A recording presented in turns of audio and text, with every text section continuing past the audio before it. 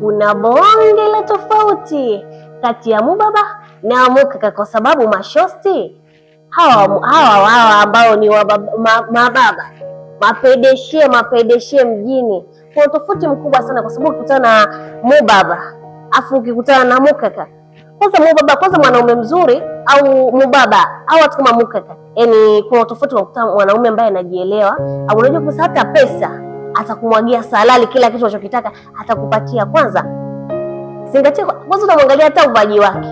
Mwanaume anapendeza akitembea perfume kali, sio kutana mwanaume jamani kauga siku iliyopita majuzi, hata eleweki mbele wala nyuma.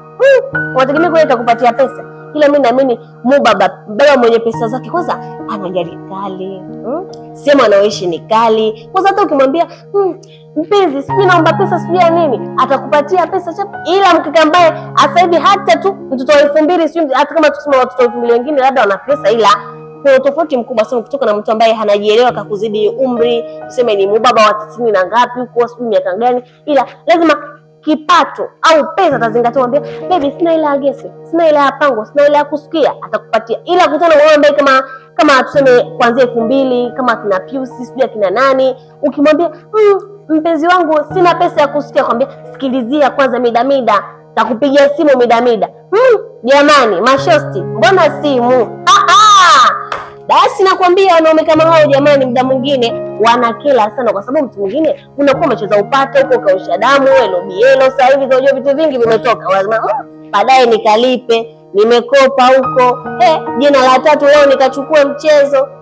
Unakutana kitoto cha 2000 sasa ndo boyfriend wako, baadaye anambia sikilizia, baadaye nasikiliza mchongo gani jamani ya wish. Ila ukutana na mubaba tunasema kwa tofauti kubwa kati ya mukaka na mubaba wako. Sasa hivi 500 imeingia kwenye simu. Vipi? Mzigo ushaingia. Kwambia bumu ulishatema huko. Bumu la baba wa watu. Jamani, tujiangalie maisha yetu ambayo tunaenda.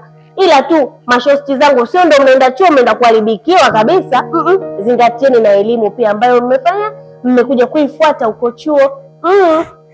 Ndio habari ya mjini sasa hivi unaambiwaje? Sula usinyaa, shepu uisha. Ila elimu yako bado ipo pale pale.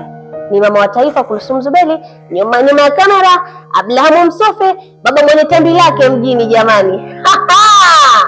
Halo!